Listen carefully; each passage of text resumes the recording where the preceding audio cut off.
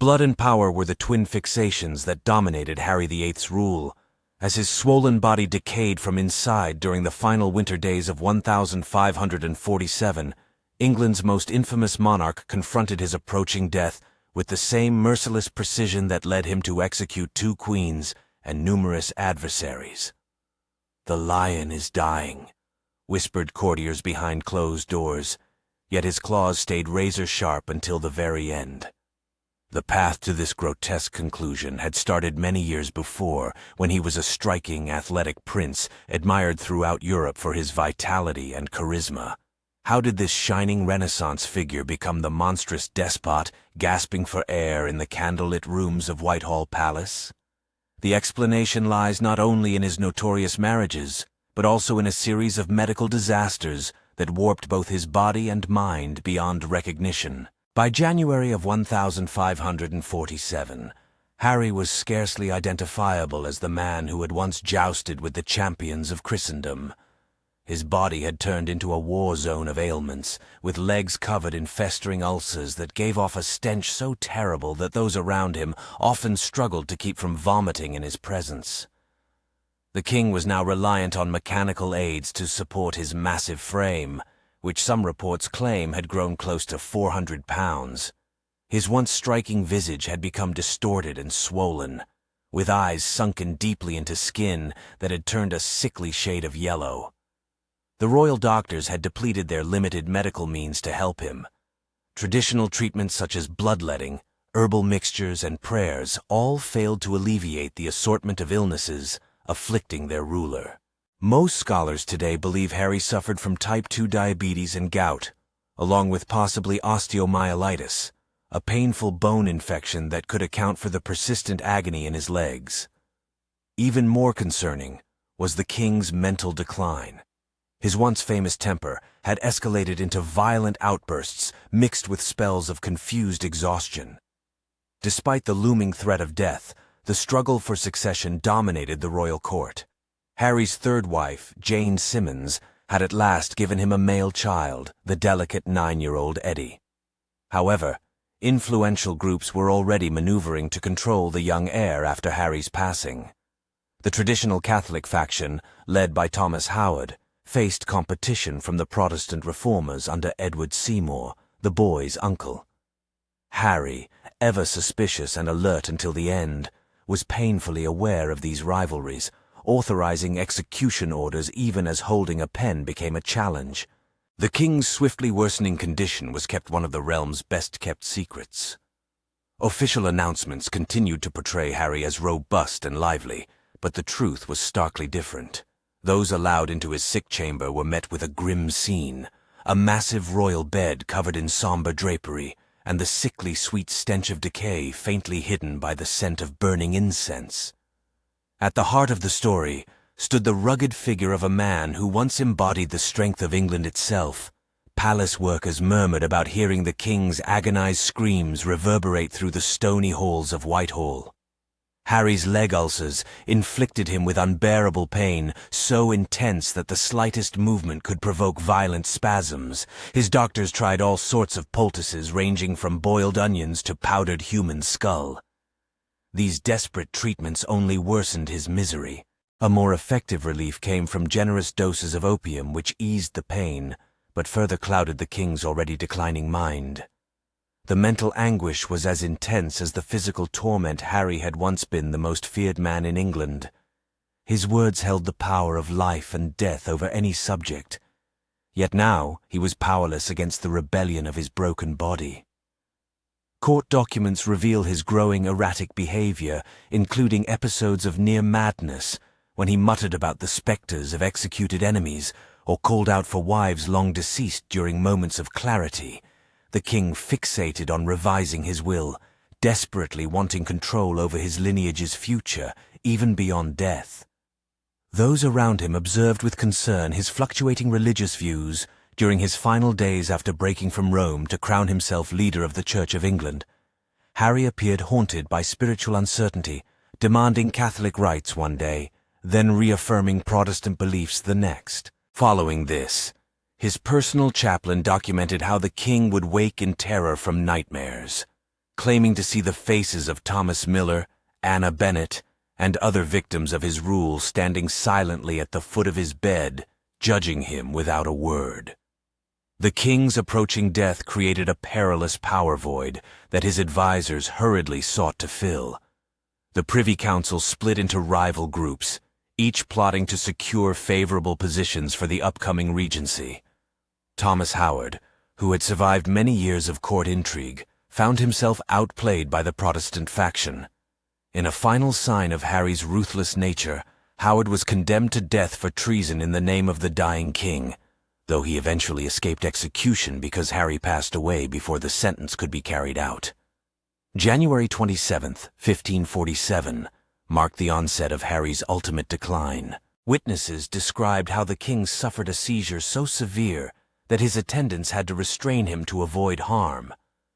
After the episode, Harry had difficulty speaking, with partial paralysis on his right side, a clear indication of what modern medicine would recognize as a major stroke. The court physicians, well aware that failing to save the monarch could mean disgrace or even death for themselves, worked desperately to save their patient. They applied hot irons to his skin and forced unpleasant medicinal mixtures down his throat. During this crisis, access to the royal bedchamber was tightly controlled at all times. Under the control of Harry's most reliable advisor, Thomas Cranmer, the Archbishop of Canterbury, this secrecy fulfilled a practical role beyond mere respect. News of the monarch's approaching death could provoke untimely struggles for power, or even foreign attack. Cranmer made sure that only the absolutely necessary attendants were allowed inside, and each person was bound by a strict vow of silence about the king's condition. Even Queen Catherine Parr Harry's sixth and surviving spouse was kept away during some of the most critical moments. The king fluctuated between consciousness and unconsciousness as January changed into February. During brief moments of awareness, Harry reportedly expressed rising fear regarding his impending judgment before God. The man who had ordered the execution of 2 wives, countless nobles, and thousands of common people, now faced his own end with growing anxiety. According to the diary of one attendant, the king was heard mumbling prayers and pleading for forgiveness in his sleep, a stark difference from the resolute ruler who transformed England's religious framework through sheer determination. Official court documents unveiled the extraordinary efforts made to maintain Harry's remaining dignity in these last days. As his bodily functions deteriorated, teams of servants labored in shifts to handle the increasingly unpleasant duties of cleaning and repositioning the enormous royal figure. The ulcers on his legs had worsened so much that bone was said to be visible through the decaying flesh.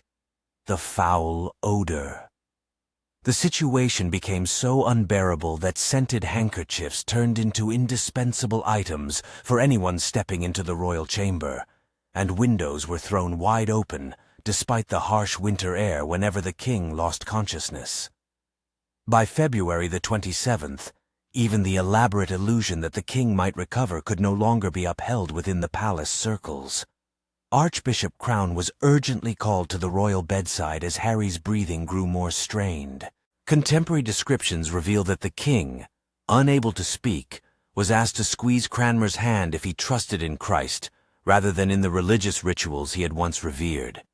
Harry reportedly squeezed with his last ounce of strength before slipping into his final coma, a touching moment frequently quoted by Protestant historians as proof of a deathbed conversion.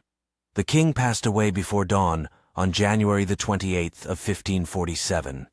Even in death, Harry's imposing physical presence filled the royal chamber, his body a disturbing symbol of indulgence and agony.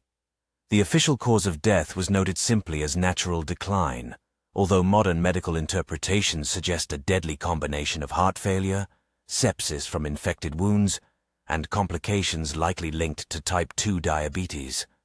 More striking than the death itself was the unusual silence that followed. The Privy Council withheld the news for 3 full days while they secured power around young Eddie VI. This delay proved to be a smooth transfer of authority was essential, while Harry's body lay cooling in his chamber. Eddie Simmons, Earl of Hertford and uncle to the new monarch, acted with relentless precision to seize power. Secret gatherings took place, key strongholds were secured, and possible opponents were removed before the public learned of Harry's death on the 31st of January.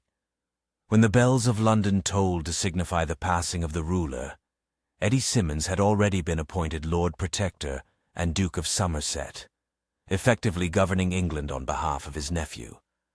Handling Harry's remains posed distinctive difficulties that shed light on Tudor funeral customs as well as the king's condition at the time of death. Court records reveal that the royal corpse began to decay unusually fast, likely because of the advanced infections already affecting him.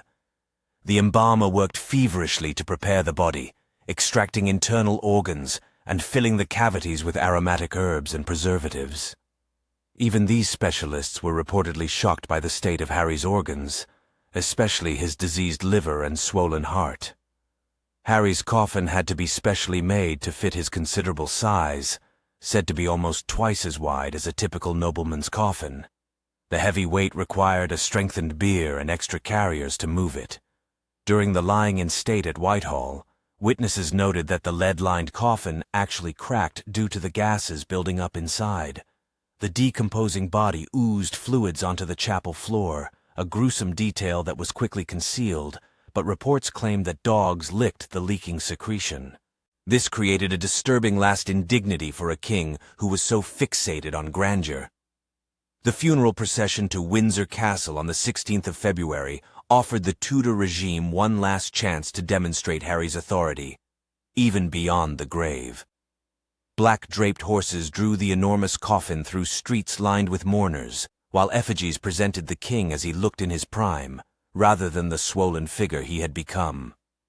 At St. George's Chapel in Windsor Castle, Harry was laid to rest beside Jane Simmons, the only wife to bear him a son and heir, and the sole one spared the experience of falling out of royal favor by dying due to childbirth complications before Harry's affections could change. The stark physical reality of Harry's decomposing corpse sharply contradicted the myth-making already in progress about his reign. Court painters like Hans Holbein created the lasting image of Harry as the broad-shouldered symbol of masculine strength, legs firmly set, hands on hips, glaring defiantly at the viewer. This carefully crafted propaganda bore little resemblance to the disease-ravaged body now sealed beneath Windsor's stone floor, yet it became the definitive portrayal of Harry VIII in popular imagination for centuries to come. Harry's will disclosed his final efforts. To shape the future beyond his lifetime, the 30-page document carefully outlined the succession starting with Eddie, followed by Mary, daughter of his first spouse Catherine of Aragon, and ultimately Elizabeth, daughter of Anna Bennet. This clear order of succession, though briefly interrupted by the 9-day rule of Lady Jane Grey, was eventually carried out exactly as Harry had arranged. The king's influence from beyond the grave would persist through all three of his offspring, each becoming Tudor monarchs, before the dynasty ended with Elizabeth I's passing in 6003. More immediately crucial were the power dynamics Harry set for Eddie's minority. The king established a regency council consisting of 16 men who were meant to govern jointly until Eddie turned 18. This balanced system mirrored Harry's suspicion of any single nobleman wielding too much power over his son. Yet his meticulous planning was soon overturned, as Harry Simmons quickly outmaneuvered his fellow council members and was appointed Lord Protector within days of Harry's death. The rapid way in which Harry's intentions were disregarded revealed the limits of even a king's authority once death had removed his commanding presence. The medical story of Harry's final days continues to captivate scholars and doctors, with his symptoms having been retrospectively interpreted as signs of illnesses ranging from syphilis to scurvy, though the strongest evidence points to type 2 diabetes, complicated by other factors. The king's medical records reveal a history of increasingly desperate treatments for chronic osteomyelitis. These range from the application of live pigeons, sliced in half and placed on his festering wounds, to experimental mixtures containing gold and crushed precious stones. Such costly but ineffective remedies highlight both the limitations of Tudor-era medicine and the extraordinary efforts made for a patient of Harry's standing. Perhaps the most touching discoveries were the personal items found in the king's chambers following his death. Among the usual symbols of royal authority, such as jeweled daggers, official seals, and diplomatic letters, servants uncovered a small locked box holding more private belongings: a miniature portrait of Jane Simmons, a lock of hair believed to belong to his mother, Elizabeth of York, and a child's handwritten prayer book, possibly owned by Elizabeth before her mother's execution. These touching details reveal a glimpse of the man behind the fearsome reputation, hinting that even as his body and mind declined, Harry held on to connections with family and personal emotions. The king's passing sparked immediate political shifts that would influence England's future for many years. The conservative Catholic faction that had held sway during Harry's later years was suddenly pushed aside as Eddie Seymour secured a firmly Protestant regency. Archbishop Cranmer, who had administered the last rites to the dying king, now sped up religious reforms. Harry had taken a more measured approach, as the first English Book of Common Prayer was released just 2 years following Harry's death, steering England closer to Protestant beliefs than the king had ever planned. Harry's intricate religious stance, having broken away from Rome yet preserving many Catholic traditions, left a complicated legacy that enabled both Protestant and Catholic groups to claim him.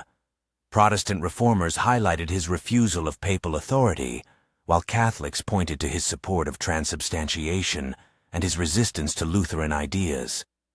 This religious uncertainty would ignite conflicts during the reigns of all 3 of his children, as England shifted from intense Protestantism under Eddie to Catholic restoration under Mary, and ultimately to the balanced path set by Elizabeth. The king's death also signified a vital moment in Tudor propaganda. Having portrayed Harry as England's guardian against foreign dangers and papal oppression, royal propagandists were now challenged with passing this image to a 9-year-old boy. Paintings of young Eddie VI intentionally mirrored his father's famous pose, showing the child with the same wide-legged stance and bold look that defined Harry's most well-known portraits. Court events stressed continuity, with nobles required to bow to Eddie's vacant throne with the same solemn respect.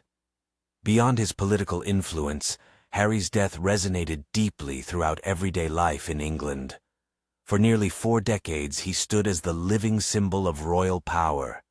His character and unpredictable nature directly influenced governance even at the local level.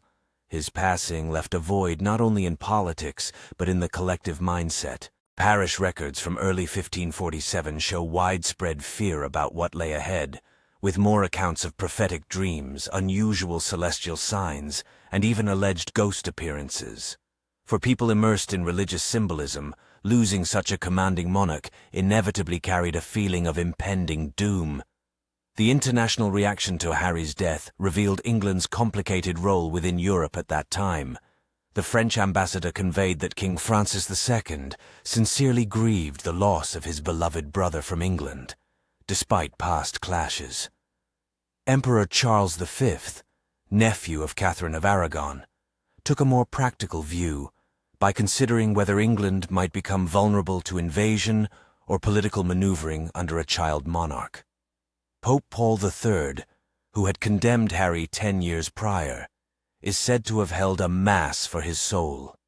This was a diplomatic act, acknowledging Harry's importance while affirming the Catholic Church's spiritual claim over him. The private chambers in Whitehall Palace, where Harry died, soon became a place filled with symbolic weight.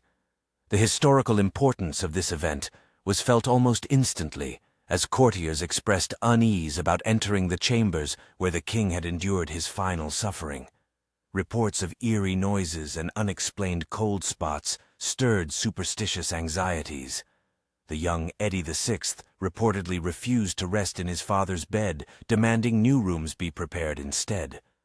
This psychological aftermath reveals the deep emotional toll Henry's passing had on those who had closely observed his decline, many of whom had dedicated themselves to anticipating and meeting his unpredictable wishes. Henry's medical situation is one of the most thoroughly documented royal deaths in history, offering valuable insight into medical practices during the Tudor period. His doctors kept meticulous notes on the treatments given in his last months, with these records preserved as proof that every possible effort was made to save the monarch. These documents show a blend of ancient Galenic remedies and early Renaissance innovations, including heated cupping to extract bad humors, herbal medicines drawn from classical sources, and primitive hydrotherapy. The failure of these methods highlights the limitations faced even by the most skilled physicians of that time. The king's concern for his legacy was also evident in the explicit instructions he left for his tomb.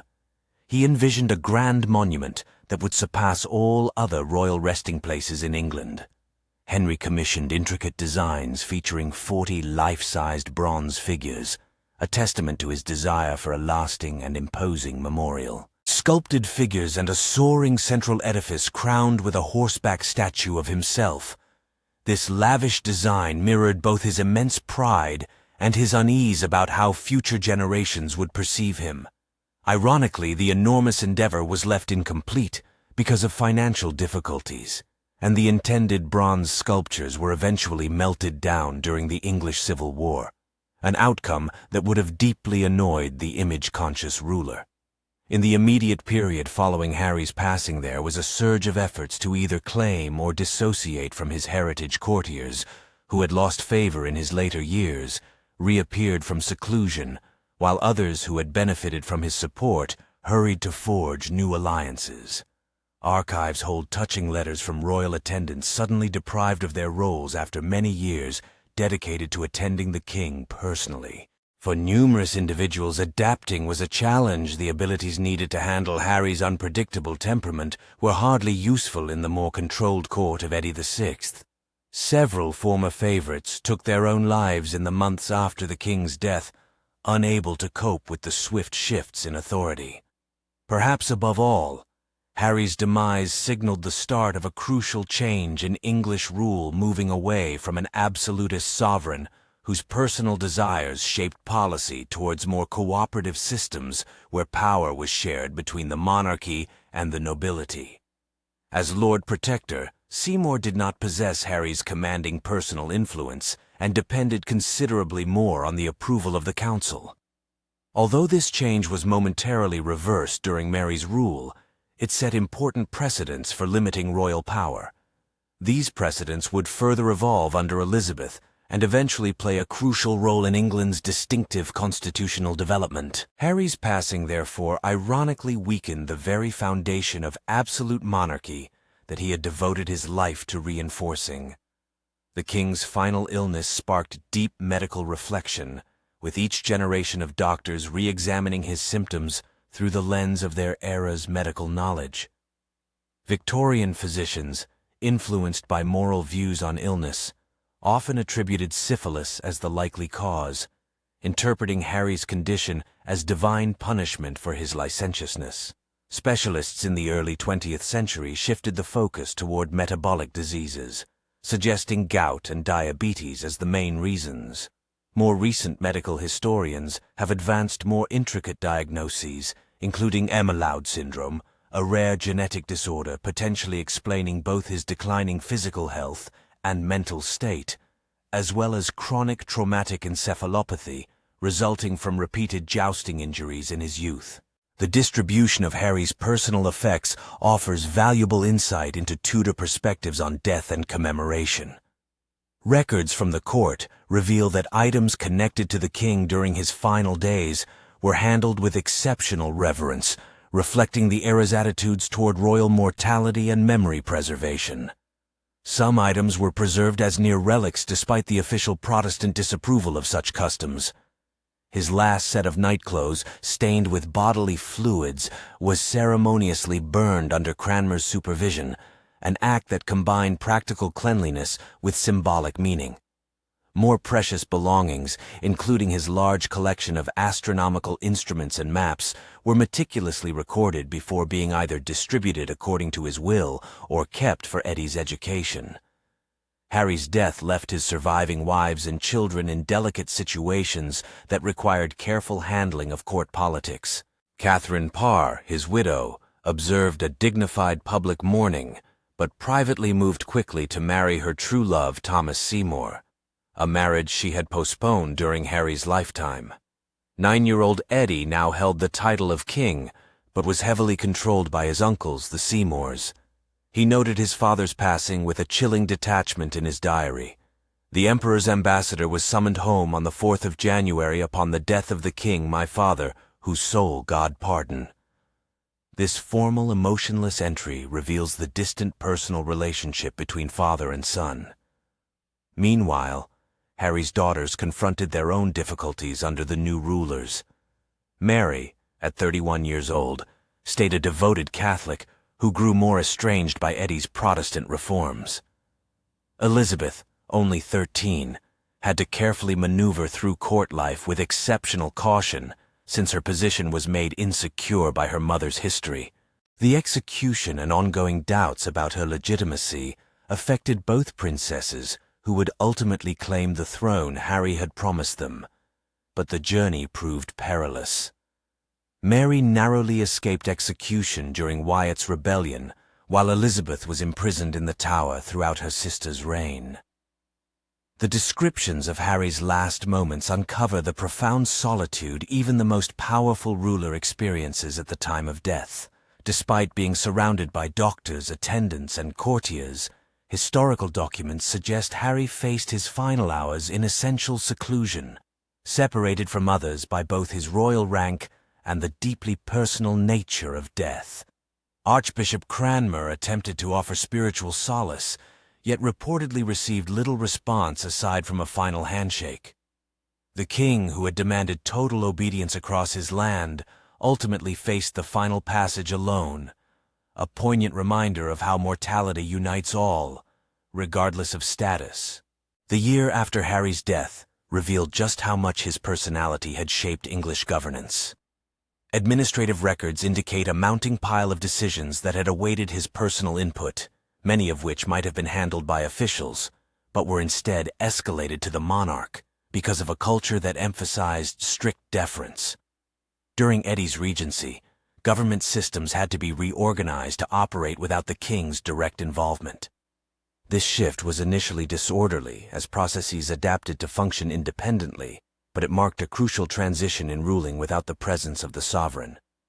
The development of bureaucratic systems capable of functioning independently from the monarch's direct supervision ultimately reinforced institutional governance.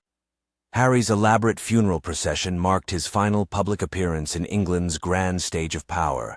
Contemporary descriptions depict horses cloaked in black velvet, heralds carrying ceremonial weapons, and a life-sized wax figure of the king fully dressed in royal attire placed atop his coffin. This artificial representation replaced the decaying natural body beneath. The procession traveled from London to Windsor over several days, allowing thousands of citizens to witness this ultimate display of Tudor majesty. The precise coordination revealed a profound concern about political transition, using ritual to emphasize that although the king might pass away, the monarchy itself would persist. Court physicians who had failed to save the king encountered uncertain futures afterward. Medical records indicate some quickly found new roles with other noble families, while others suffered professional exclusion due to their association with Harry's unsuccessful treatment. Dr. Thomas Miller, who had the courage to inform Harry of his imminent death when others hesitated, transformed this bold act into ongoing royal service under Eddie VI. Meanwhile, the king's apothecaries underwent thorough scrutiny, as inventories of medicines provided during Harry's final illness were examined closely for any evidence of negligence or possibly intentional wrongdoing. The scientific investigation of Harry's remains during vault renovations in the 19th century offered intriguing clues about his condition at the time of death. Workers noted discovering a massive skeleton matching Harry's known height, with clear signs of severe joint damage, especially in the legs. Applying modern forensic methods to old medical documents suggests Harry might have weighed an astonishing amount, close to 400 pounds by the end, with a waist size larger than 50 inches. This intense obesity, combined with poor blood flow in his legs and open sores mentioned in period accounts, would have created perfect conditions for sepsis, which likely played a critical role in causing his demise. Perhaps the most striking insight from Harry's final days is what it reveals about the limits of power. The king who transformed England's religious system, executed queens and nobles without hesitation, and commissioned a navy that would dominate the seas, was ultimately powerless against his own body's decline. Court records depict moments when Harry angrily confronted his doctors, insisting they restore his health through the sheer authority of royal order. This futile resistance against biological truth exposes the fundamental contradiction of absolute monarchy, the unavoidable fragility of even the most influential individual's body when faced with illness, deterioration, and death. The religious uncertainty surrounding Harry's passing allowed room. Competing narratives emerged to serve different political agendas. Protestant chroniclers highlighted the king's final moments filled with evangelical clarity, while Catholic authors outside of England portrayed a monarch burdened by remorse for his rupture with Rome. In truth, evidence reveals that Harry upheld his typical religious stance until his death, viewing himself as the supreme leader of the English Church while rejecting central Protestant beliefs. This intricate theological position, largely Catholic in ritual but dismissing papal authority, mirrored the king's lifelong habit of molding institutions to fit his personal requirements instead of adhering to prevailing norms. The economic fallout from Harry's passing reached far beyond the royal court. Financial documents show that the new Regency government inherited an impoverished treasury and degraded currency caused by Harry's costly foreign campaigns and extravagant personal expenses. Some estimates suggest that during his reign, he spent the equivalent of $200 million on palaces alone. This fiscal crisis compelled Eddie Seymour to uphold Harry's contentious policy of selling monastic estates, accelerating one of the greatest property redistributions in English history. The economic effects of Harry's lavishness fueled inflation and social tension throughout the reigns of his children. Harry's deteriorating health also played a significant role as a powerful symbol for those living at the time, many of whom saw the king's body as representing the nation itself. Just as medieval political thought depicted the monarch as the head of the political body, Tudor writers saw Harry's decaying flesh as a sign of deeper corruption within the kingdom. Sermons that have survived from the year 1547 reveal preachers drawing clear comparisons between the king's infected limbs and the moral decay they believed was present in English society. This symbolic interpretation became politically useful during Eddie's reign, as reformers claimed that just as Harry's body needed drastic treatment, so England's religious customs required cleansing. The final moments of Harry VIII mark a distinctive point where medieval and early modern ideas about kingship intersected. On the one side, the elaborate funeral rites focused on proper burial and concerns over succession followed age-old royal death traditions that stretched back centuries. On the other, the precise medical documentation, the legal clarity of Harry's will, and the ongoing function of government institutions embodied newer methods of state control. Harry died bridging two times, being the last English ruler to hold genuinely medieval power, while also initiating the bureaucratic machinery that would shape future rule.